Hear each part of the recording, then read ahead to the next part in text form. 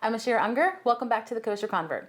Everyone is obsessed with the fact that Hanukkah and Thanksgiving coincide this year. So a lot of people are trying to combine turkey dinners and latkes. Not a bad idea, but the big problem is, how do you eat a latke without sour cream? My solution was to come up with a Parve Thanksgiving-themed sauce that's great with latkes, but also goes well with turkey and all of the veggies at a Thanksgiving dinner. Today, we're making pumpkin Moscato sauce. So what you'll need is 3/4 of a cup of Moscato.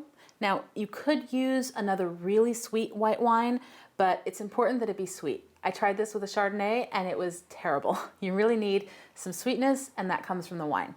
So 3/4 of a cup of Moscato, 1/2 cup of pumpkin puree, 1/2 cup of almond milk, 2 tablespoons of cornstarch, 1/4 teaspoon of salt, and 1/4 teaspoon of cinnamon. And then we're going to combine all of that in a small saucepan and mix it with a whisk. When you're working with cornstarch, it's important to make a slurry. Now that basically just means that we're going to be dissolving cornstarch in liquid.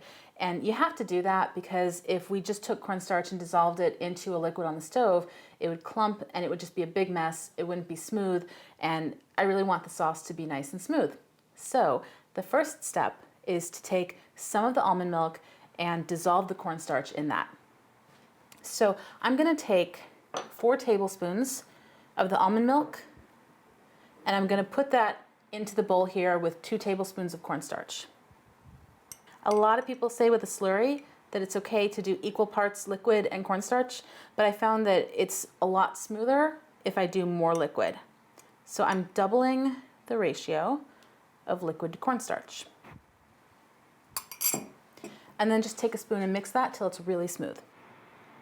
It might feel a little chalky, it might feel a little clumpy at first, but that's totally okay. If you just keep mixing, I promise it'll eventually all dissolve and become so smooth.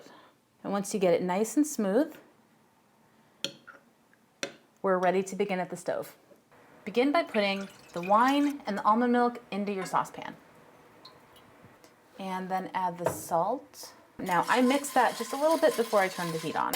Once that's together, go ahead and turn on the flame and bring that up to a simmer. Now, Moscato is a little bubbly, so it might look like it's fizzing and bubbling, and you might think that's a simmer, but it's not. Let it go for a minute. You'll see when it starts to bubble on its own a little bit, but don't be deceived by the bubbles in the Moscato. So I'm starting to get a little bit of a simmer here. So at this point, while you're stirring constantly, just pour the slurry of cornstarch into the pan.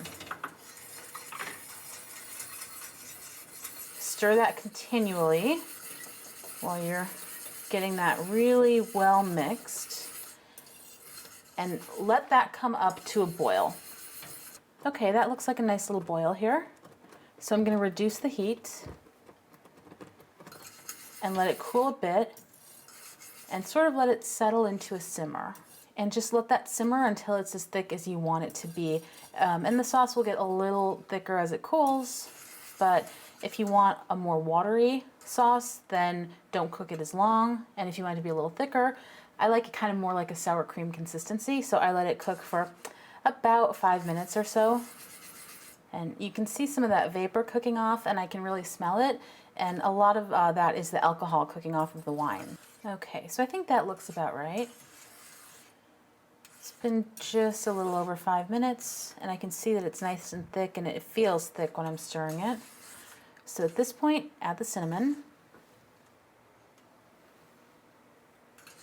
And just mix that really well. And then finally, we just add the pumpkin. Okay, so just mix the pumpkin in and heat it through.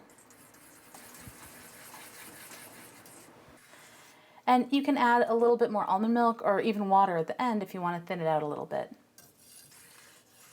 So this is what you end up with.